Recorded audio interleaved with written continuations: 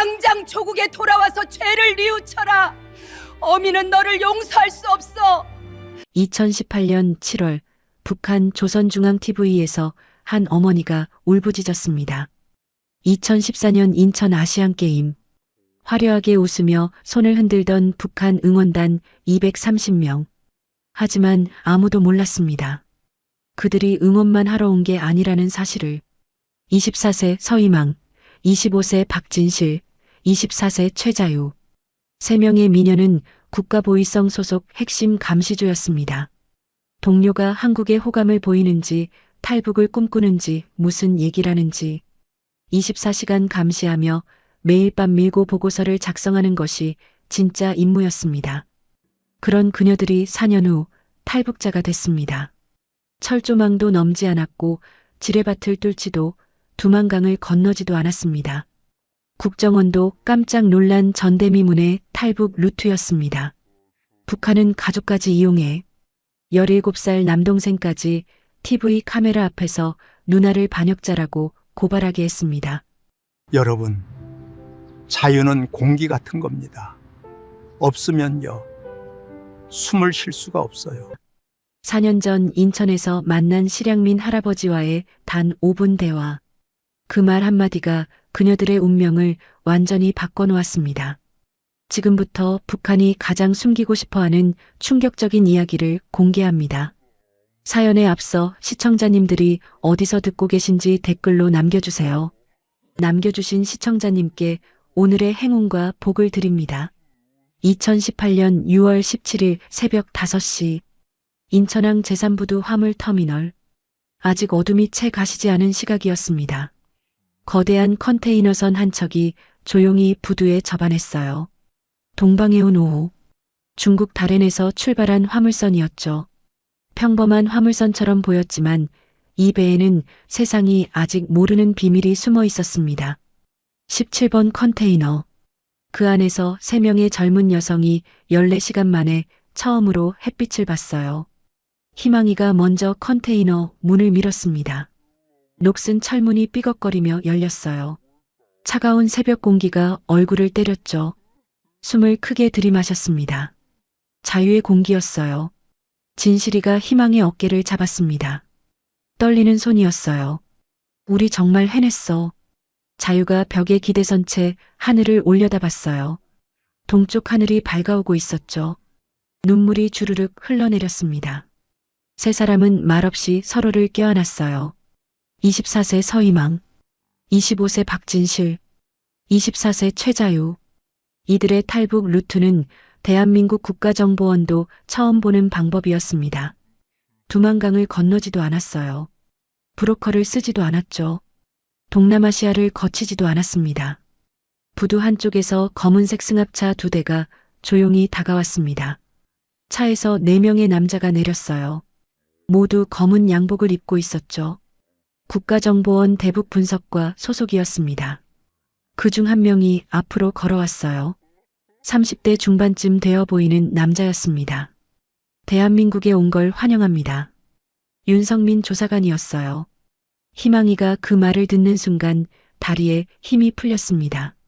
주저앉으며 흐느껴 울었어요. 정말 끝났어요. 이제 안전해요. 진실이가 희망을 일으켰습니다. 자유는 고개를 숙인 채 계속 울고 있었어요. 세 사람은 차에 올랐습니다. 창문은 모두 선팅이 되어 있었어요. 차가 출발했죠. 창밖으로 인천 새벽 풍경이 지나갔습니다. 높은 아파트, 깨끗한 도로, 24시간 편의점, 자유롭게 걷는 사람들. 2014년 인천 아시안게임 때 잠깐 본 풍경이었어요. 하지만 그때와는 완전히 달랐죠. 그때는 감시당하는 응원단이었습니다. 지금은 자유를 찾은 사람이었어요. 공기가 달라요. 자유가 작게 중얼거렸습니다. 자유의 공기는 정말 이런 맛이구나. 차는 서울로 향했어요. 고속도로를 달리는 동안 세 사람은 한마디도 하지 않았습니다. 그저 창밖만 바라봤죠. 4년을 기다렸어요. 4년을 계획했습니다. 4년을 두려워했죠. 그리고 마침내 해냈어요. 차는 서울 내곡동 국정원 별관에 도착했습니다. 세 사람은 회의실이 아닌 편안한 거실로 안내됐어요. 소파가 있었고 따뜻한 조명이 켜져 있었죠.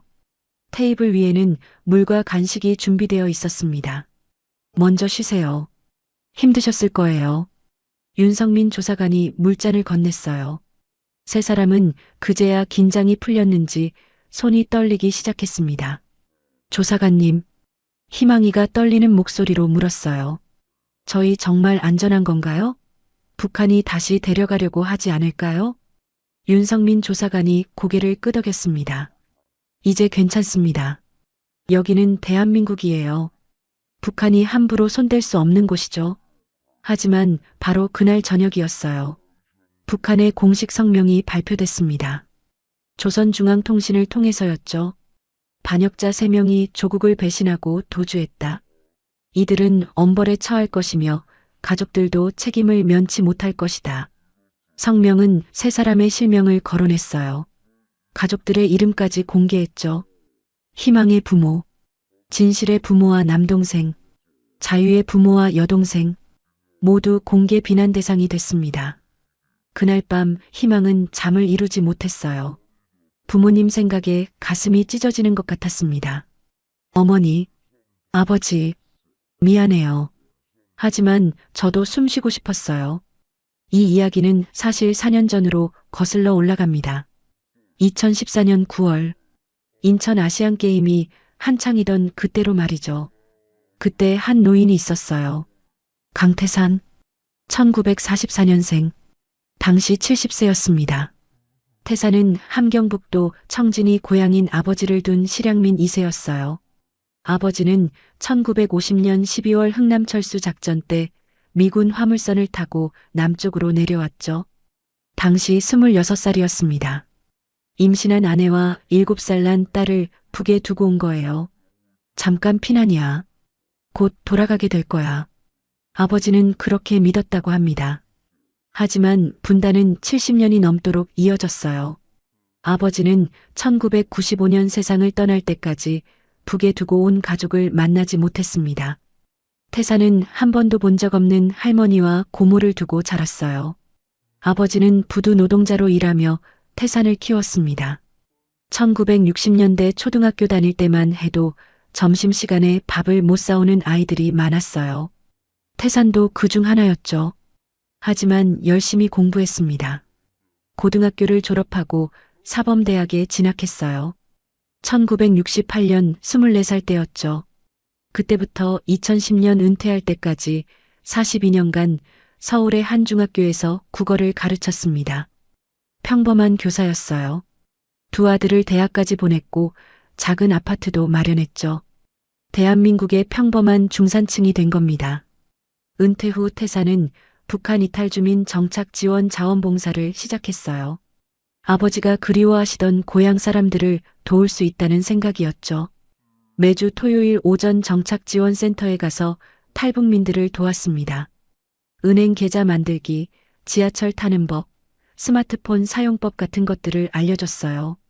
그러던 중 2014년 인천 아시안게임 자원봉사 기회가 생겼습니다. 당시 남북관계가 조금 풀리던 때였어요.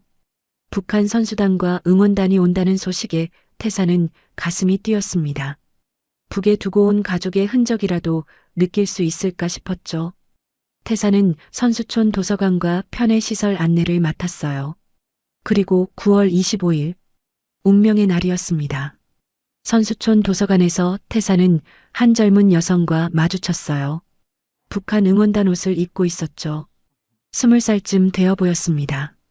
한국 책들을 조심스럽게 만지고 있었어요. 주변을 계속 살피면서 말이죠. 태산이 다가갔습니다. 괜찮아요. 마음껏 보세요. 여기선 아무도 뭐라 안 해요. 젊은 여성이 깜짝 놀라 고개를 들었어요. 희망이었습니다. 서희망. 당시 20세. 평양 출신이었어요. 아버지는 무역회사 간부, 어머니는 교원이었죠. 북한 기준으로 보면 엘리트 집안이었습니다. 희망은 어려서부터 춤을 잘 췄어요. 만수대 예술단 무용수 선발 시험에 붙을 정도였죠. 하지만 2013년 19살 때 갑자기 국가보위성에서 희망을 발탁했습니다. 외모도 괜찮고 말솜씨도 좋고 무엇보다 충성심이 투철하다고 판단했던 거예요. 인천 아시안게임 파견 1년 전이었습니다. 희망은 특별 훈련을 받았어요. 응원 연습, 노래 연습은 물론이고 감시 기법, 보고 방법까지 배웠죠. 훈련 마지막 날 경고를 받았습니다. 한 명이라도 도주하면 가족 전체가 책임을 진다. 북한식 연좌제였어요. 20대 초반 젊은이에게 이보다 무서운 협박이 어디 있겠어요. 희망은 태산을 조심스럽게 쳐다봤습니다. 할아버지는 북쪽 출신이세요? 날카로운 질문이었어요. 태산의 말투에서 알아챈 거죠. 태산은 고개를 끄덕였습니다. 우리 아버지가 함경북도 청진 출신이야. 1950년에 내려왔지. 희망의 눈이 커졌어요. 그럼 가족을 두고 오셨어요? 그렇지. 우리 할머니하고 고모를 북에 두고 왔어. 70년이 넘었지만 아직도 아버지의 그리움이 생생해. 태산의 가슴이 먹먹해졌습니다. 평생 얼굴도 본 적 없는 할머니와 고모. 아버지가 돌아가시는 날까지 그리워하셨던 가족들이었어요. 아버지가 후회하셨나요? 희망이 조심스럽게 물었습니다. 그 질문에는 절박함이 담겨 있었어요. 단순한 호기심이 아니었죠. 자유를 선택한 건 후회 없지. 다만 함께 못한 게 한스러울 뿐이지. 태산은 희망의 눈을 똑바로 쳐다봤습니다. 자유라는 건 말이야 공기 같은 거야. 있을 때는 모르지만 없으면 숨을 쉴 수가 없어. 바로 그 순간이었어요. 복도 저쪽에서 고함 소리가 들렸습니다. 경비원들이 희망을 찾고 있었던 거예요. 희망은 황급히 고개를 숙여 인사하고 뛰어갔습니다. 대화는 거기서 끝났죠. 채 5분도 안 되는 시간이었어요. 하지만 그 5분이 희망의 인생을 완전히 바꿔놓을 줄은 아무도 몰랐습니다. 같은 날 저녁, 선수촌 편의점 앞에서 태산은 또 다른 응원단원을 만났어요. 21세 박진실이었습니다. 진실은 함경남도 함흥 출신이었어요. 아버지는 공장 기사, 어머니는 배급소 직원이었죠. 희망보다는 덜 특권층이었지만 그래도 나쁘지 않은 집안이었습니다. 진실은 언어에 재능이 있었어요. 특히 중국어를 독학으로 배워서 16살 때 이미 중국 드라마를 자막 없이 볼 수 있을 정도였습니다. 북한에서 중국 드라마를 몰래 보면서 혼자 중국어를 익힌 거예요. 얼마나 똑똑하고 끈기 있는 아이였을까요? 진실도 2013년 보위성에 발탁됐습니다. 중국어 능력 때문이었어요. 진실은 편의점 진열대를 신기한 듯 바라보고 있었습니다. 초콜릿, 과자, 음료수가 가득했어요. 북한에서는 상상할 수 없는 풍경이었죠. 태산이 다가갔습니다. 신기하죠? 진실이 놀라 고개를 들었어요. 네, 여기는 뭐든지 살 수 있네요. 태산이 미소 지었습니다. 자유로운 나라니까. 사람들이 원하는 걸 자유롭게 사고 팔 수 있어. 진실의 눈빛이 흔들렸어요. 자유 그게 뭔가요? 태산은 잠시 생각했습니다. 두려움 없이 사는 거지. 말하고 싶은 걸 말하고 가고 싶은 곳에 가고 하고 싶은 일을 하는 거야. 진실은 아무 말도 하지 못했어요. 그리고 그날 밤 IT 지원센터에서 태산은 세 번째 응원단원을 만났습니다. 20세 최자유였어요. 자유는 평양 출신이었습니다. 아버지는 당 간부였죠. 세 사람 중에서는 가장 높은 계층이었어요. 자유는 컴퓨터에 관심이 많았습니다. 고등학교 때 이미 프로그래밍을 할 줄 알았고 보위성에서 그 재능을 높이 샀죠. 2013년 사이버 보안부서에 배치됐어요. 자유는 한국 청년들이 스마트폰을 자유롭게 쓰는 모습을 보고 있었습니다. 인터넷에 접속하고 외국 노래를 듣고 친구들과 자유롭게 대화하는 모습이었어요. 모든 게 신세계였습니다. 태산이 말을 걸었어요. 부러워 보이나요?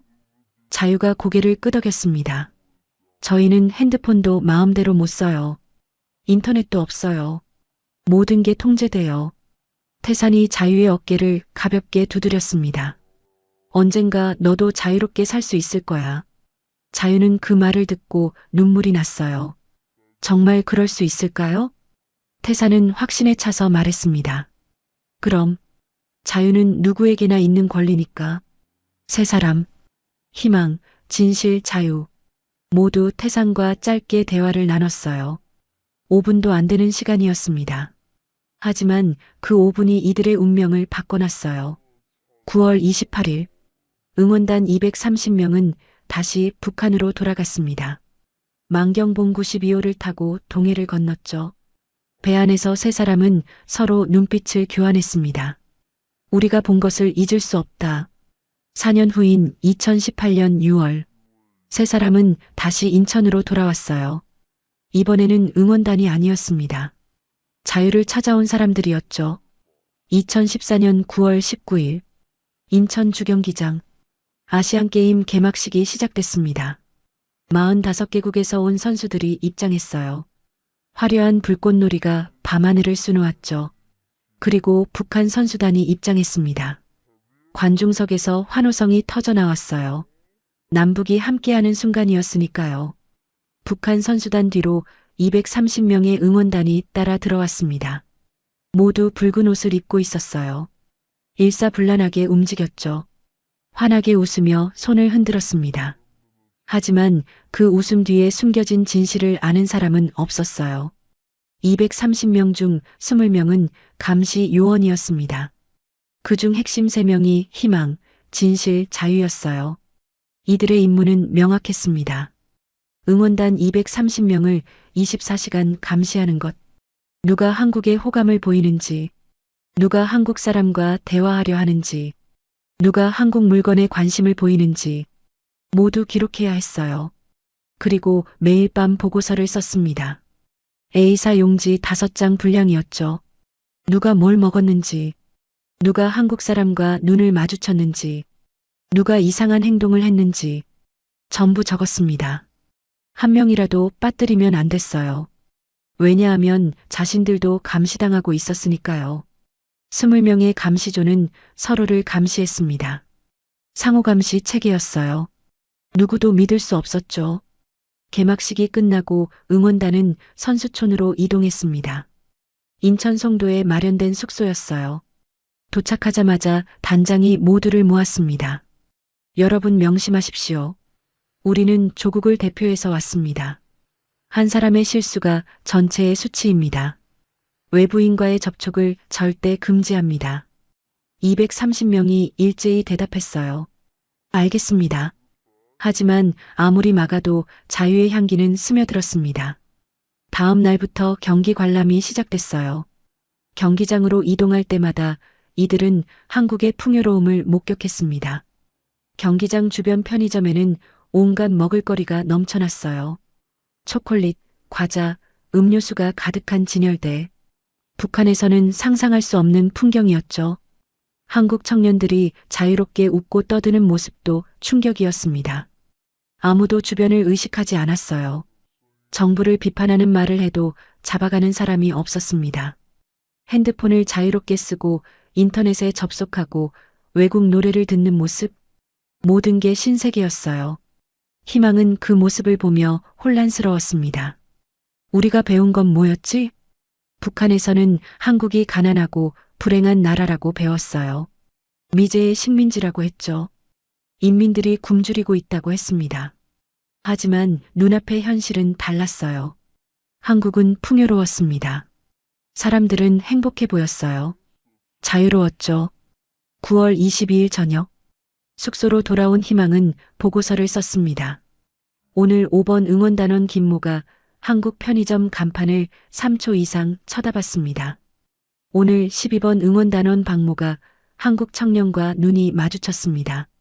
즉시 고개를 돌렸으나 0.5초 정도 시선이 머물렀습니다. 이런 내용을 빼곡히 적었어요. 손이 떨렸습니다. 이게 맞나? 우리가 감시하는 게 맞나? 아니면 우리가 감시당해야 하는 거 아닌가? 희망은 펜을 내려놓았어요. 하지만 쓰지 않을 수 없었습니다. 가족이 있었으니까요. 평양에 계신 부모님. 희망이 한 명이라도 놓치면 부모님이 책임을 져야 했어요. 정치범 수용소로 가는 거였죠. 그래서 계속 썼습니다. 9월 23일. 진실도 마찬가지였어요. 진실은 통역 업무를 맡고 있었습니다. 응원단과 중국 측 연락관 사이의 통역이었죠. 그날 한국 관계자가 물었어요. 불편한 건 없으세요? 필요한 게 있으면 말씀하세요. 북한에서는 이런 대우를 받아본 적이 없었으니까요. 한국 사람들은 적이라고 배웠는데 왜 이렇게 친절한 걸까? 저녁에 진실도 보고서를 썼습니다. 오늘 18번 응원단원이 한국 음식을 맛있다고 말했습니다. 사상적 동요 가능성 있습니다. 쓰면서 눈물이 났어요. 동료를 고발하는 기분이었습니다. 하지만 쓰지 않으면 자신이 의심받았어요. 그리고 함흥에 있는 가족이 위험했죠. 17살 남동생이 있었습니다. 고등학교 3학년이었어요. 누나를 자랑스러워하던 동생. 그 동생을 지키려면 계속 써야 했습니다. 9월 24일. 자유는 IT 지원 업무를 맡고 있었어요. 응원단의 통신 장비를 관리하는 일이었죠. 사실은 감시였습니다. 누가 한국 인터넷에 접속하려 하는지 체크하는 거였어요. 그날 한 응원단원이 몰래 와이파이에 접속하려 했습니다. 자유가 즉시 발견했어요. 그 응원단원은 겁에 질린 얼굴로 자유를 봤습니다. 제발요. 한 번만 봐주세요. 가족들 얼굴이 보고 싶어서요. 자유는 고개를 돌렸습니다. 그리고 보고서에 적었어요. 오늘 27번 응원단원이 무단으로 와이파이 접속 시도 즉시 차단했습니다. 손이 떨렸습니다. 그 응원단원은 다음날 별도 조사를 받았어요. 아마 처벌받았을 겁니다. 자유는 그날 밤 잠을 이루지 못했습니다. 내가 한 게 맞나? 나도 가족 얼굴이 보고 싶은데. 나도 자유롭게 인터넷 하고 싶은데. 왜 우리는 이렇게 살아야 하지? 그날 밤, 세 사람은 각자 숙소로 돌아갔습니다. 보고서를 써야 했어요. 하지만 오늘은 쓰기가 힘들었습니다. 희망은 펜을 들고 한참을 멍하니 앉아 있었어요. 자유는 공기 같은 거야. 그 말이 계속 머릿속을 맴돌았습니다. 진실은 종이를 앞에 두고 눈물을 닦았어요. 자유는 당연한 권리. 북한에서는 들어본 적 없는 말이었습니다. 자유는 컴퓨터 앞에 앉아 있었어요. 언젠가 너도 자유롭게 살 수 있을 거야. 그 말이 가슴에 남았습니다. 세 사람 모두 같은 생각을 했어요. 우리도 자유롭게 살 수 있을까?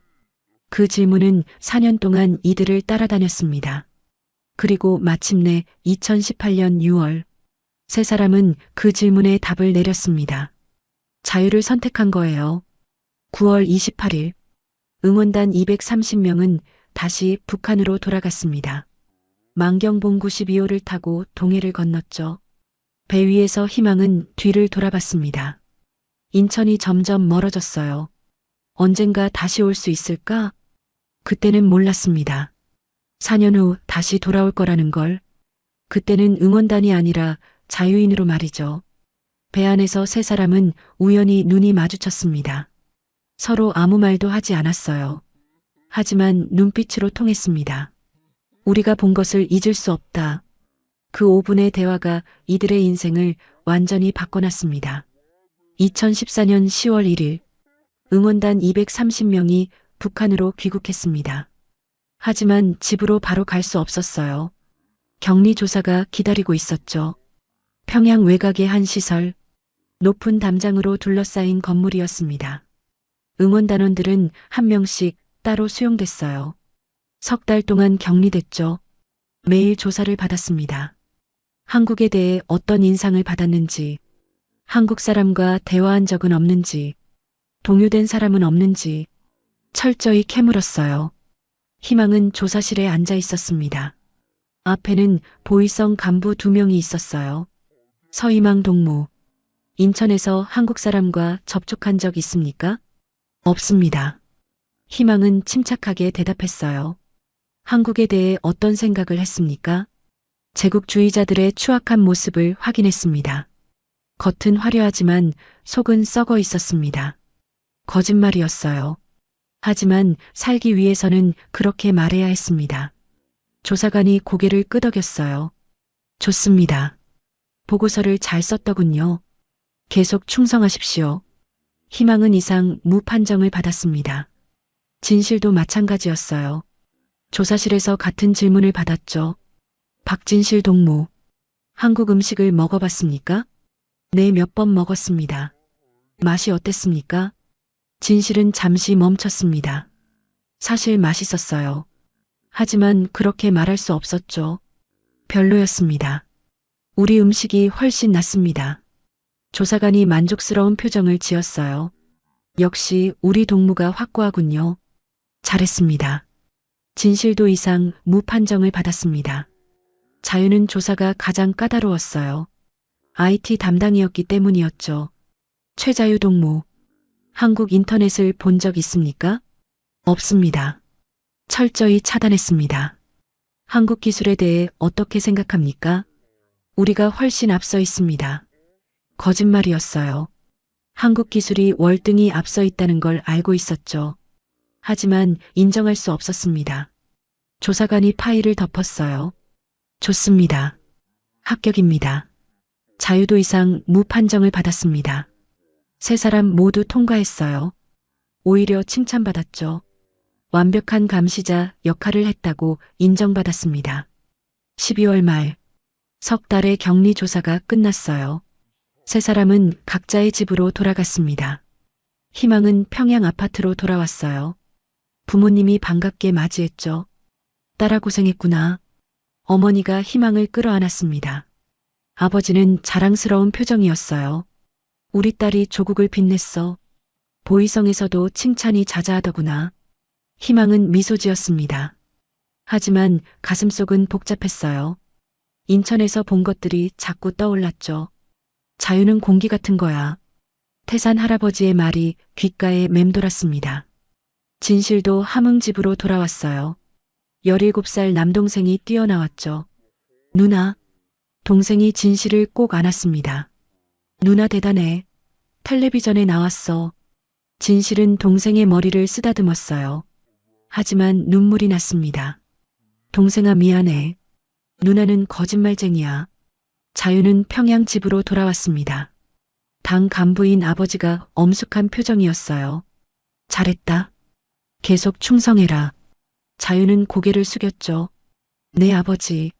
하지만 마음속으로는 다른 생각을 하고 있었습니다. 언젠가 나도 자유롭게 살 수 있을까? 2015년 1월, 세 사람은 각자 새로운 임무를 받았습니다. 희망은 보이성 문화검열관으로 배치됐어요. 해외 예술단을 감시하는 일이었죠. 중국으로 공연 가는 예술단을 따라가서 감시하는 거였습니다. 중국 출장 기회가 많아졌어요.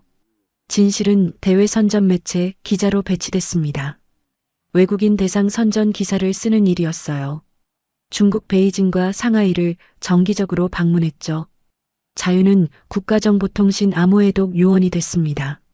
남한 정보를 수집하고 분석하는 일이었어요. 암호화 기술을 더 깊이 배웠죠.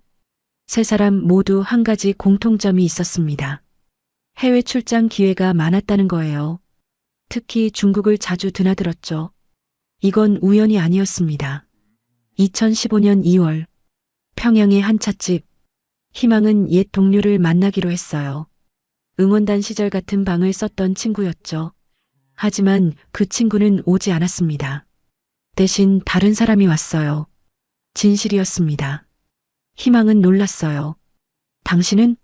진실도 놀란 표정이었죠. 저도 친구를 만나기로 했는데요. 두 사람은 서로를 쳐다봤습니다. 그리고 깨달았어요. 누군가 이 만남을 주선한 거라는 걸. 희망이 조심스럽게 물었습니다. 인천 기억하세요? 진실이 고개를 끄덕였어요. 잊을 수가 없어요. 두 사람은 조용히 차를 마셨습니다. 주변을 계속 살폈죠. 희망이 작게 속삭였어요. 우리 언제까지 이렇게 살 거예요? 위험천만한 질문이었습니다. 하지만 진실도 같은 생각을 하고 있었어요. 저도 모르겠어요. 하지만 계속 이렇게는 못 살 것 같아요. 한 달 후, 자유도 같은 찻집에 불렸습니다. 희망과 진실이 기다리고 있었어요. 세 사람은 처음으로 함께 앉았습니다. 응원단 시절 이후 처음이었죠. 자유가 물었어요. 누가 우리를 모이게 한 거죠? 희망과 진실도 모른다고 했습니다. 하지만 셋 다 같은 생각을 했어요.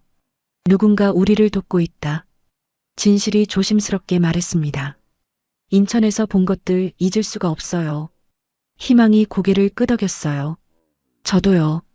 자유롭게 사는 사람들이 자꾸 생각나요. 자유가 작게 말했습니다. 저도 그래요. 꿈을 꿀 수 있는 세상이 부러워요. 세 사람은 서로를 바라봤습니다. 같은 생각을 하고 있었어요. 하지만 말로 꺼낼 수는 없었죠. 탈북. 그 단어는 입에 담는 것만으로도 죽음이었으니까요. 하지만 눈빛으로 통했습니다. 언젠가 우리도 자유를 찾을 수 있을까? 2016년 3월, 희망은 중국 선양 출장을 갔습니다. 예술단 공연을 감시하는 일이었어요. 호텔 로비에서 누군가 희망에게 다가왔습니다. 50대 남자였어요.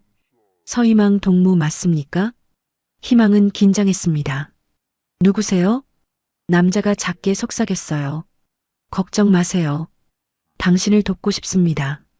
희망은 주변을 둘러봤어요. 남자가 명함을 건넸습니다. 이면철이라고 합니다. 현철은 북한 체육지도위원회 국장이었어요. 2014년 인천 아시안게임 파견 실무 책임자였죠. 당신의 보고서를 봤습니다. 당신은 동요됐어요. 희망은 숨이 멎는 것 같았어요. 아니에요. 저는 충성스러운. 현철이 손을 들었습니다. 걱정 마세요. 신고하지 않을 겁니다. 오히려 돕고 싶어요. 희망은 믿을 수 없었어요. 왜요? 왜 저를 도우시려는 거죠? 현철의 눈빛이 슬퍼졌습니다. 제게 딸이 있었어요. 있었다는 과거형이었어요. 2010년에 세상을 떠났습니다. 18살이었죠. 희망은 아무 말도 하지 못했어요. 폐결핵이었어요. 약이 없었죠. 영양실조로 몸이 너무 약했습니다. 저는 의사였지만 딸을 살릴 수 없었어요. 현철의 목소리가 떨렸습니다. 딸의 마지막 말이 뭔지 아십니까? 희망은 고개를 저었어요. 아빠, 나 다음에 태어나면 자유로운 나라에서 태어나고 싶어. 현철의 눈에서 눈물이 흘렀습니다. 그 말이 제 가슴에 박혔어요. 저는 딸이 꿈꾸던 자유를 당신들이 대신 살았으면 합니다. 희망도 눈물이 났어요. 하지만 어떡해요? 우리는 감시받고 있어요. 현철이 말했습니다. 천천히 준비하세요. 기회는 제가 만들겠습니다. 당신 혼자가 아니에요. 진실과 자유도 같은 생각입니다. 희망은 놀랐어요. 어떻게 아세요? 현철이 미소 지었습니다. 제가 세 사람을 만나게 한 겁니다. 평양 찻집에서요. 그때 희망은 깨달았습니다. 이 사람이 우리를 돕고 있구나. 다음 달, 진실도 베이징 출장 중에 현철을 만났어요. 같은 이야기를 들었죠. 그 다음 달, 자유도 선양에서 현철을 만났습니다. 세 사람 모두 같은 제안을 받았어요. 준비하세요. 언젠가 기회가 올 겁니다. 2016년부터 2018년까지 2년 동안 세 사람은 철저히 준비했습니다. 자유가 암호화 메시지 시스템을 만들었어요. 겉으로는 업무 문자처럼 보이지만 그 안에 숨겨진 메시지가 있었죠. 예를 들어 이런 식이었어요. 설날 인사드립니다. 올해 날씨 좋네요. 이 문장의 진짜 의미는 다음 달 만남 준비였습니다. 세 사람은 이 방식으로 소통했어요. 현철도 정보를 제공했습니다. 중국 루트 정보, 한국 대사관 연락처, 탈북 타이밍, 조금씩 준비했어요. 희망은 중국 지리를 공부했습니다. 선양에서 다롄까지 가는 법, 다롄에서 인천까지 배편, 모두 머릿속에 넣었죠. 진실은 중국 조선족 네트워크를 파악했어요. 베이징과 상하이를 오가며 사람들을 만났습니다. 누구를 믿을 수 있는지, 누구에게 도움을 청할 수 있는지 조사했죠. 자유는 북한 감시 시스템을 연구했습니다. 어떻게 추적하는지, 어떻게 피할 수 있는지 모두 분석했어요. 2018년 5월, 현철에게서 메시지가 왔습니다. 암호화된 문자였어요. 꽃이 피었습니다. 이 문장의 의미는 명확했죠. 기회가 왔다. 북중 경제 협력이 강화되는 시기였습니다. 대규모 경제 대표단이 중국으로 파견될 예정이었어요. 현철이 내부 정보를 알려줬죠. 희망은 문화교류단 보안 담당으로 선발될 거예요. 진실은 무역협상 통역으로 갈 겁니다. 자유는 IT 기술협력 보조로 파견될 거예요. 모두 다른 명목이었지만 목적지는 같았습니다. 랴오닝성 선양. 현철이 마지막 메시지를 보냈어요. 이게 마지막 기회입니다. 준비하세요. 6월 1일. 세 사람은 각각 북한을 떠났습니다. 희망은 상하이행 대표단에 합류했어요. 진실은 선양행 무역단에 들어갔죠. 자유는 선양기술 박람회 팀에 배치됐습니다. 겉으로는 평범한 출장이었어요. 하지만 세 사람은 알고 있었죠. 이번이 마지막이다. 돌아가지 않을 거다. 6월 13일. 희망은 상하이에서 선양으로 이동했습니다. 일정 변경이라고 했어요. 사실은 탈출 준비였죠. 6월 14일. 세 사람 모두 선양에 있었습니다. 다른 호텔, 다른 일정이었지만 같은 도시에 있었어요. 저녁 8시. 약속된 시간이었습니다. 세 사람은 각자 호텔을 빠져나왔어요. 희망은 예술단에 급한 보고가 있다며 외출 허가를 받았습니다. 보이성 요원이라는 신분이 도움이 됐죠. 진실은 중국 측 담당자와 추가 미팅이 있다고 거짓말했어요. 자유는 IT 장비 문제로 기술자를 만나야 한다고 했습니다. 8시 30분. 선양 중심가 대형 쇼핑몰 3층 여자 화장실. 세 사람이 드디어 만났습니다. 4년을 기다린 순간이었어요. 희망이 진실과 자유를 껴안았습니다. 해냈어. 우리 여기까지 왔어. 진실이 떨리는 목소리로 말했어요. 이제 진짜 시작이야. 자유가 핸드폰을 꺼냈습니다. 시간이 없어. 3시간 안에 호텔로 안 돌아가면 수색 시작돼. 희망이 고개를 끄덕였어요. 가자. 자유를 향해. 세 사람은 화장실을 나왔습니다. 쇼핑몰을 빠져나가 택시를 탔어요. 선양북역으로 가주세요. 택시가 출발했습니다. 창밖으로 선양 야경이 지나갔어요. 세 사람은 손을 꼭 잡았습니다. 이제 돌아갈 수 없었어요. 앞으로만 갈 수 있었죠. 자유를 향해. 2018년 6월 14일 밤 9시. 선양북역. 사람들로 붐볐습니다. 희망, 진실, 자유 세 사람은 역 대합실에 서 있었어요. 손에 땀이 났습니다. 주변을 계속 둘러봤죠. 북한 사람이 있을까? 중국 공안이 있을까? 전전긍긍했어요. 표 사러 가요. 진실이 창구로 향했습니다. 발행까지 3장이요. 10시 출발이요. 중국어가 유창했어요. 창구 직원이 신분증을 요구했습니다. 진실은 북한 공무원 신분증을 내밀었어요. 직원이 확인하고 표를 끊어줬죠. 아직 수배가 안 됐나 봐요. 자유가 작게 속삭였습니다. 서둘러요. 언제 발각될지 몰라요. 세 사람은 플랫폼으로 갔습니다. 고속철 G8 1051편이 대기하고 있었어요. 선양에서 다롄까지 3시간. 10시 출발. 세 사람은 기차에 올랐습니다. 좌석을 찾아 앉았어요. 창가 자리였죠. 기차가 출발했습니다. 선양역을 빠져나갔어요. 희망은 창밖을 바라봤습니다. 선양 불빛이 점점 멀어졌어요. 북한도 점점 멀어지고 있었죠. 진실은 핸드폰을 쥐고 있었습니다. 손이 떨렸어요. 만약 지금 북한에서 전화 오면? 만약 지금 수배령이 떨어지면? 자유는 눈을 감고 있었습니다. 기도하고 있었어요. 신을 믿지 않았지만 그 순간만큼은 빌고 싶었죠. 제발 무사히.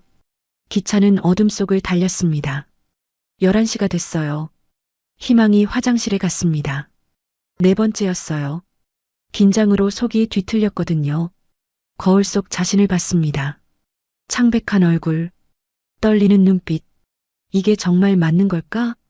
부모님은 어떻게 되실까? 하지만 이미 돌아갈 수 없었어요. 희망은 물로 얼굴을 씻었습니다. 다시 자리로 돌아왔죠. 자정이 넘었습니다. 진실이 작게 말했어요. 지금쯤 선양에서 난리 났을 거예요. 세 사람이 호텔에 안 돌아왔으니까요. 북한 대표단이 발칵 뒤집혔을 겁니다. 수색이 시작됐을 거예요. 자유가 말했습니다. 우리는 이미 기차 안이에요. 괜찮아요. 하지만 목소리가 떨렸어요.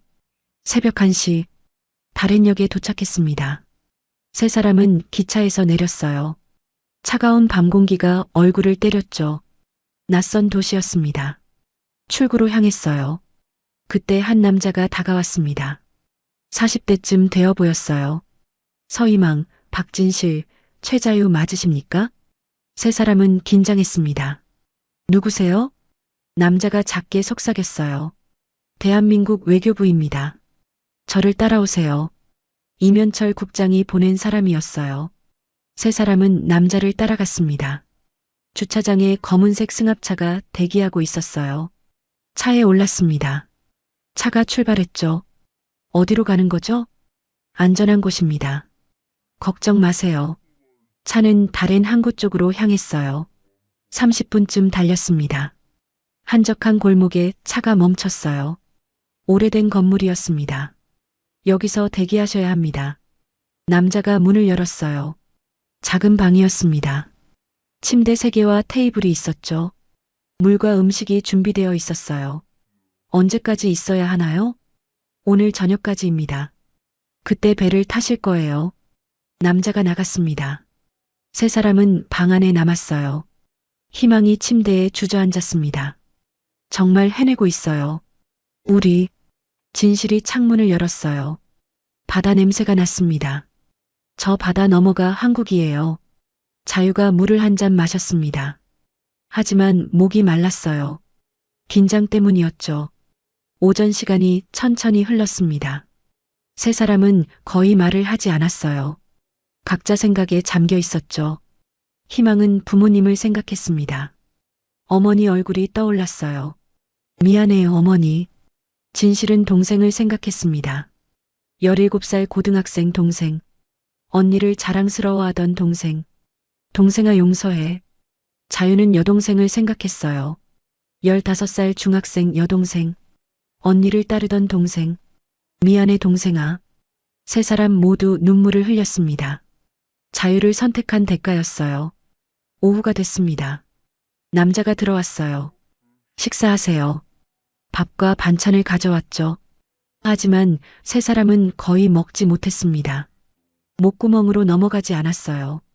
저녁 7시 남자가 다시 왔습니다. 준비하세요. 1시간 후 출발합니다. 세 사람은 일어났어요. 서로를 쳐다봤습니다. 우리 할 수 있어요. 희망이 말했습니다. 꼭 성공해요. 진실이 손을 내밀었어요. 세 사람의 손이 겹쳤습니다. 자유를 향해 8시 차가 출발했습니다. 다레낭 화물 부두로 향했어요. 어둠이 내렸습니다. 부두는 한산했어요. 큰 컨테이너선 한 척이 보였습니다. 동방에 온 오후 한국행 화물선이었어요. 차에서 내렸습니다. 선장이 기다리고 있었어요. 60대 한국인이었죠. 어서 오세요. 시간이 없습니다. 세 사람은 선장을 따라갔어요. 배에 올랐습니다. 컨테이너 사이를 지나갔죠. 17번 컨테이너 앞에 멈췄어요. 여기입니다. 선장이 문을 열었습니다. 컨테이너 안은 어두웠어요. 하지만 안쪽에 작은 공간이 있었습니다. 담요와 물, 간단한 음식이 준비되어 있었어요. 14시간 걸립니다. 힘들겠지만 참으세요. 세 사람은 컨테이너 안으로 들어갔습니다. 문이 닫혔어요. 완전한 어둠이었습니다. 엔진 소리만 웅웅 울렸죠.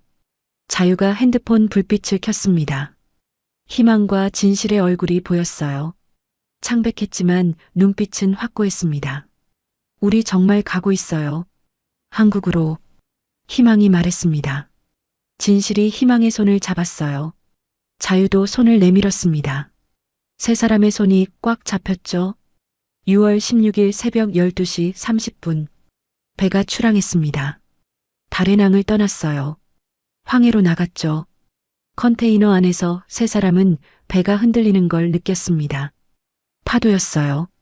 배가 크게 흔들릴 때마다 세 사람은 서로를 붙잡았습니다. 무서웠지만 희망도 있었어요. 1시간, 2시간, 3시간. 시간이 천천히 흘렀습니다. 희망이 작게 노래를 불렀어요. 북한 노래가 아니었습니다. 인천에서 들었던 한국 노래였어요. 진실도 따라 불렀습니다. 자유도 함께했죠. 작은 목소리였지만 컨테이너 안을 채웠습니다. 새벽 4시, 배는 황해 한가운데 있었어요. 이미 중국 영해를 벗어났습니다. 공해상이었죠. 중국도 북한도 손댈 수 없는 곳. 자유가 말했습니다. 우리 이제 안전할 거예요.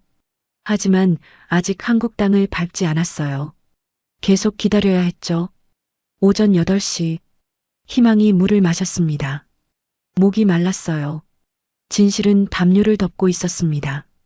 추웠거든요. 자유는 시계를 계속 봤어요. 시간이 너무 느렸습니다. 정오.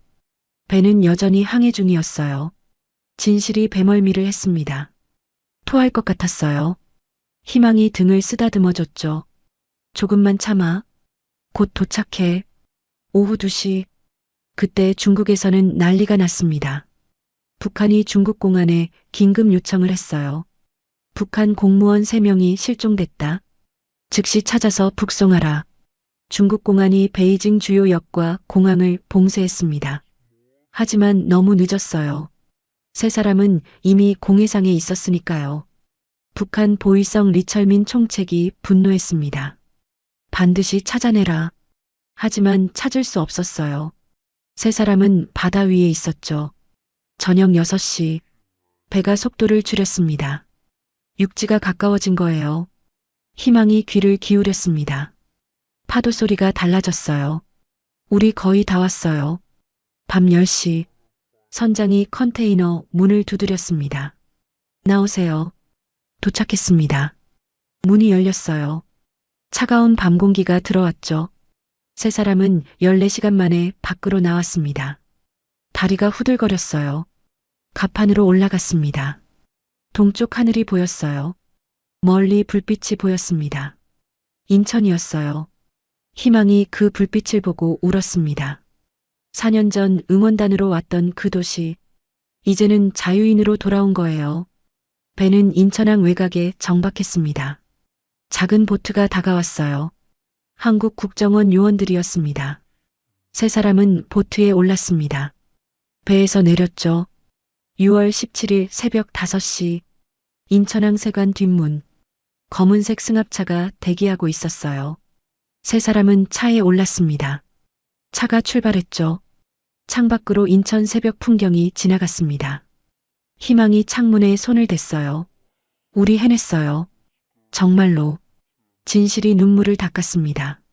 자유가 하늘을 올려다봤어요. 동쪽 하늘이 밝아오고 있었습니다. 새로운 하루가 시작되고 있었어요. 자유로운 하루가. 차는 서울로 향했습니다. 14시간의 항해가 끝났어요. 하지만 진짜 여정은 이제 시작이었죠. 2018년 7월 3일, 국정원 별관 회의실, 희망, 진실, 자유 세 사람은 윤석민 조사관 앞에 앉아 있었습니다. 일주일간의 조사가 시작됐어요. 먼저 신원 확인을 하겠습니다. 윤석민 조사관이 파일을 펼쳤습니다. 서희망 맞습니까? 네. 1996년 평양 출신, 아버지 서동혁, 어머니 김영희, 2013년 국가보위성 입성, 2014년 인천 아시안게임 파견. 맞습니까? 네, 맞습니다. 박진실 맞습니까? 네. 1995년 함흥 출신, 아버지 박철수, 어머니 리순자, 남동생 박민준, 2013년 보위성 입성. 맞습니까? 네. 최자유 맞습니까? 네. 1996년 평양 출신, 아버지 최성호, 어머니 한미숙, 여동생 최은별, 2013년 사이버보안부서 배치. 맞습니까? 네, 맞습니다. 조사관이 고개를 끄덕였어요. 신원이 확인됐습니다. 이제 탈북 경위를 말씀해 주세요. 희망이 입을 열었습니다. 2014년 인천 아시안게임 때 한국을 처음 봤어요. 그때 자유가 뭔지 알았습니다. 진실이 이어서 말했어요. 귀국 후 4년 동안 그 기억을 잊을 수 없었어요. 자유롭게 사는 사람들이 계속 생각났습니다. 자유가 말했습니다. 우리는 감시하는 사람이었지만 사실 우리가 가장 감시당하고 있었어요. 그게 견딜 수 없었습니다. 조사관이 물었어요. 2014년 인천에서 특별한 일이 있었습니까? 희망이 고개를 끄덕였습니다. 한 할아버지를 만났어요. 강태산이라는 분이었습니다. 조사관의 눈빛이 변했어요. 강태산? 네. 실향민 2세이시고 자원봉사자셨어요. 그분과 짧게 대화를 나눴는데 그게 제 인생을 바꿨습니다. 무슨 대화를 나눴습니까? 희망은 그날을 떠올렸어요. 자유는 공기 같은 거라고 하셨어요. 있을 때는 모르지만 없으면 숨을 쉴 수 없다고요. 조사관이 메모를 했습니다. 그 대화가 탈북을 결심하게 만들었습니까? 희망은 고개를 끄덕였어요. 네. 그 말씀이 4년 동안 제 가슴에 남아 있었어요. 조사는 사흘 동안 계속됐습니다. 2014년 인천 아시안게임의 실체. 응원단 230명 중 20명이 감시 요원이었다는 사실. 매일 밤 쓴 보고서, 상호감시 체계. 모두 밝혀졌어요. 윤성민 조사관은 충격을 받았습니다. 15년 동안 국정원에서 일했지만 이런 증언은 처음이었어요. 여러분은 그 체제의 피해자입니다. 조사관이 말했습니다. 조사는 받아야 하지만 우리는 당신들을 보호할 겁니다. 세 사람은 조금씩 마음을 열었어요. 7월 10일 조사가 끝났습니다. 세 사람은 이제 자유롭게 움직일 수 있었어요. 하지만 그날 저녁 북한의 보복이 시작됐습니다. 조선중앙TV 특별방송. 희망의 어머니가 화면에 나왔어요. 49살이었습니다. 평양 교원이었죠. 카메라 앞에서 눈물을 흘리며 말했습니다. 딸아 희망아, 너는 조국을 배신했다. 당장 돌아와서 죄를 뉘우쳐라. 어미는 너를 용서할 수 없다. 하지만 그 눈물이 진심인지 강요된 것인지 알 수 없었어요. 어머니의 떨리는 목소리, 초점 없는 눈빛, 공포에 질린 모습이었죠. 진실의 동생도 나왔습니다. 17살 고등학생 민준이었어요. 교복을 입고 단상에 섰습니다. 저의 누나 박진실은 반역자입니다. 온 인민 앞에서 고발합니다. 우리 가족은 누나와 인연을 끊었습니다. 어린 동생의 얼굴에는 공포가 역력했어요. 저 어린 나이에 누나를 고발해야 하는 상황. 얼마나 무서웠을까요? 자유의 아버지도 공개 사과문을 낭독했습니다. 당 간부였던 분이죠. 하지만 이제는 모든 직위에서 해임된 상태였어요. 저는 반역자의 아비로서 당과 수령님께 죄를 지었습니다. 딸의 배신을 막지 못한 죄 용서받을 수 없습니다. 영상을 본 세 사람은 무너졌습니다. 희망은 화면을 보다가 쓰러졌어요. 어머니, 어머니, 울부짖었습니다. 진실은 동생 이름을 불렀어요. 민준아, 미안해. 누나가 정말 미안해. 자유는 벽을 주먹으로 쳤습니다. 아버지, 제발. 손에서 피가 났지만 멈추지 않았어요. 국정원은 긴급히 정신과 의사를 불렀습니다. 희망은 자해를 시도했어요. 면도날을 찾아 손목을 그었습니다. 다행히 얕은 상처였고 즉시 발견됐죠. 병원으로 이송됐어요. 제가 잘못했어요. 돌아가야 해요. 어머니를. 희망은 병상에서 계속 중얼거렸습니다. 정신과 응급치료를 받았어요. 진실은 식음을 전폐했습니다. 사흘 동안 물 한 모금 마시지 않았어요. 동생 생각에 잠도 자지 못했죠. 눈 밑에 시커먼 다크서클이 생겼습니다. 자유는 분노로 반응했습니다. 숙소방을 엉망으로 만들었어요. 의자를 던지고 벽을 쳤습니다. 우리가 뭘 잘못했어? 자유 찾은 게 죄야? 인간답게 살고 싶은 게 반역이야? 손에서 피가 났지만 멈추지 않았어요. 윤성민 조사관은 트라우마 전문 상담사를 불렀습니다. 이건 당신들 잘못이 아니에요. 상담사가 말했습니다. 북한 체제가 가족을 인질로 삼는 겁니다. 죄책감을 느낄 필요 없어요. 하지만 말이 쉽지 감정은 그렇게 간단하지 않았어요. 7월 20일, 강태산이 왔습니다. 80세 노인은 국정원 요청으로 세 사람을 만나러 온 거예요. 희망은 병상에 누워 있었습니다. 진실과 자유도 함께 왔어요. 할아버지, 희망이 태산을 보고 눈물을 흘렸습니다. 태산은 희망의 손을 잡았어요. 잘 참았구나.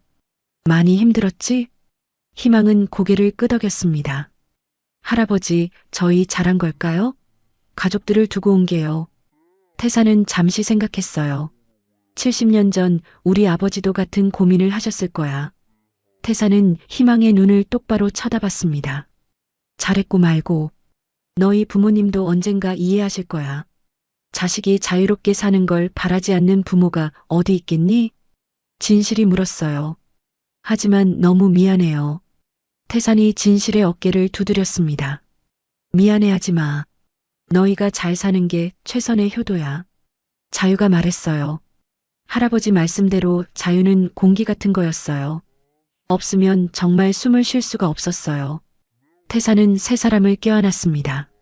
우리 세대가 만든 자유를 너희가 선택해줘서 고맙다. 한강의 기적은 자유 덕분이었어. 이제 너희도 기적을 만들 거야. 태산은 가방에서 뭔가를 꺼냈어요. 함경도 음식이었습니다. 감자떡이었어요. 태산의 어머니가 해주시던 거였죠. 희망이 한 입 베어 물었습니다. 우리 할머니가 해주시던 거예요. 눈물이 났어요. 세 사람은 감자떡을 먹으며 울었습니다. 고향의 맛이었어요. 가족의 맛이었죠. 8월 초, 이면철 국장에게서 메시지가 도착했습니다. 중국 외교 루트를 통해 USB가 전달됐어요. 영상이 담겨 있었습니다. 화면에 현철이 나타났어요. 56세였습니다. 피곤한 얼굴이었어요. 희망아, 진실아, 자유야. 너희가 성공했다는 소식을 들었다. 정말 다행이다. 나는 너희가 자랑스럽다. 현철은 딸 사진을 들었습니다. 수연이었어요. 내 딸이 너희 나이였어. 20살에 죽었지. 교통사고였지만 진짜로는 이 나라가 죽인 거야. 현철의 목소리가 떨렸습니다. 유진이는 꿈이 많았어. 무용수가 되고 싶어 했지. 세계 무대에 서고 싶어 했어. 하지만 영양실조로 키가 자라지 않았고 결국 꿈을 포기해야 했지. 현철의 눈에서 눈물이 흘렀어요. 사고 나던 날 밤 병원에서 유진이가 마지막으로 한 말이 있어. 아빠, 나 다음에 태어나면 자유로운 나라에서 태어나고 싶어. 세 사람은 화면을 보며 울었습니다. 딸이 꿈꾸던 자유를 너희가 대신 살아줘. 그게 내가 너희를 도운 이유야. 나는 여기 남아서 더 많은 이들을 깨우겠다. 3년 안에 5명은 더 보낼 거야. 현철이 말했습니다. 너희 가족들 내가 최선을 다해 보호하고 있다. 자유롭게 살아라. 그게 유진이가 바라던 거고 내가 바라는 거야. 영상이 끝났어요. 세 사람은 한참을 말없이 울었습니다. 죄책감이 조금 덜어졌어요. 사명감이 생겼죠. 우리가 잘 사는 게 최선이에요. 희망이 눈물을 닦으며 말했습니다. 유진이 언니의 꿈을 우리가 대신 이뤄야 해요. 진실과 자유도 고개를 끄덕였어요. 10월 15일, 세 사람은 공개 기자회견을 열기로 결심했습니다. 서울 프레스센터 국제회의장, 100명이 넘는 기자가 운집했어요. CNN, BBC, 로이터까지 전 세계가 주목했습니다. 세 사람은 단상에 나란히 앉았어요. 떨렸지만 눈빛은 확고했습니다. 희망이 먼저 입을 열었습니다. 안녕하십니까? 저는 서희망입니다. 1996년 평양에서 태어났고 2014년 인천 아시안게임 북한 응원단으로 한국에 왔었습니다. 기자들이 카메라 셔터를 눌렀어요. 플래시가 터졌죠. 하지만 저는 단순한 응원단이 아니었습니다. 국가보위성 소속 감시조였습니다. 술렁임이 일어났습니다. 진실이 이어서 말했어요. 230명의 응원단 중 20명이 감시 요원이었습니다. 우리는 동료들을 24시간 감시했습니다. 누가 한국에 호감을 보이는지, 누가 탈북을 꿈꾸는지 감시했죠. 자유가 구체적인 증언을 시작했습니다. 매일 밤 우리는 보고서를 썼습니다. 어포 용지 5장 분량, 누가 뭘 먹었는지, 누가 한국 사람과 눈을 마주쳤는지, 누가 한국 물건에 관심을 보였는지 전부 기록했습니다. 희망이 말을 이었습니다. 하지만 솔직히 말하면 우리는 한국이 부러웠습니다. 질투가 났습니다. 저 풍요로움, 저 자유로움이. 그 질투는 증오가 아니었습니다. 우리도 저렇게 살고 싶다는 갈망이었습니다. 한 기자가 질문했어요. 탈북을 결심하게 만든 결정적 계기가 있었습니까? 희망이 태산을 보며 미소 지었습니다. 한 할아버지와의 5분 대화였습니다. 2014년 인천에서 만난 강태산 할아버지입니다. 카메라가 객석의 태산에게 향했어요. 할아버지는 실향민 2세이십니다. 할아버지의 아버지는 1950년 흥남철수 때 가족을 두고 오셨죠. 희망이 태산의 말을 인용했습니다. 자유를 선택한 건 후회 없어. 다만 함께 못한 게 한스러울 뿐이지. 그 말씀이 제 인생을 바꿨습니다. 할아버지의 눈빛에서 확신을 봤어요. 자유는 선택할 가치가 있다는 확신. 기자회견은 2시간 동안 계속됐어요. 세 사람은 북한의 실상을 응원단의 진실을 그리고 자유의 소중함을 증언했습니다. 국제 엠네스티는 지지 성명을 발표했어요. 세 젊은 여성의 용기에 박수를 보낸다. 이들의 증언은 북한 인권 실상을 보여주는 살아있는 증거다. 12월, 세 사람은 각자의 길을 시작했습니다. 희망은 대학 입학을 준비했어요. 통일학과를 목표로 했죠. 동시에 북한 인권 강연 활동도 시작했습니다. 진실은 무역회사에 취직했어요. 중국어 능력이 인정받았죠. 탈북민 청년 네트워크도 구축하기 시작했습니다. 자유는 IT 재교육을 받았어요. 사이버 보안 전문가 과정이었죠. 북한 해킹을 방어하는 일을 하고 싶다고 했습니다. 그리고 태산과 함께 자유의 징검다리 재단을 설립했어요. 탈북 청년 장학금 사업이었습니다. 태산이 평생 저축 일부를 기부했어요. 할아버지, 이건 너무 큰 돈이에요. 세 사람이 놀라며 말했습니다. 아니야. 이게 내가 할 수 있는 통일이야. 2019년 설날, 네 사람은 함께 떡국을 먹었어요. 새로운 가족이었습니다. 75년을 살면서 이런 감동은 처음이야. 태산이 말했습니다. 할아버지께서 한강의 기적을 이루셨듯 우리도 통일의 기적을 이루고 싶어요. 희망이 말했어요. 2019년 봄, 현철에게서 또 메시지가 왔습니다. 5번째 친구가 출발 준비 중이다. 세 사람은 환하게 웃었어요. 우리가 시작이었어. 끝은 통일이 될 거야. 2024년 어느 날, 네 사람은 남산타워에 올랐습니다. 서울 야경을 보기 위해서였어요. 이 불빛 하나하나가 자유롭게 사는 사람이라는 게 아직도 신기해요. 희망이 말했습니다. 우리 뒤에 올 사람들도 이 야경을 보게 될 거예요. 진실이 확신에 차서 말했어요. 태산은 세 사람의 어깨를 두드렸습니다. 저는 이제 80살입니다. 통일을 못 볼 수도 있겠죠. 하지만 이 젊은이들을 보면 희망이 보입니다. 태산이 말했어요. 자유는 멈추지 않습니다. 국경도 넘고 세대도 넘고 체제도 넘습니다. 이 이야기는 끝이 아닙니다. 지금도 어디선가 자유를 꿈꾸는 누군가가 있습니다. 그들에게 희망을 주는 것, 그것이 우리의 사명입니다. 네 사람의 실루엣이 서울 야경을 배경으로 서 있었습니다.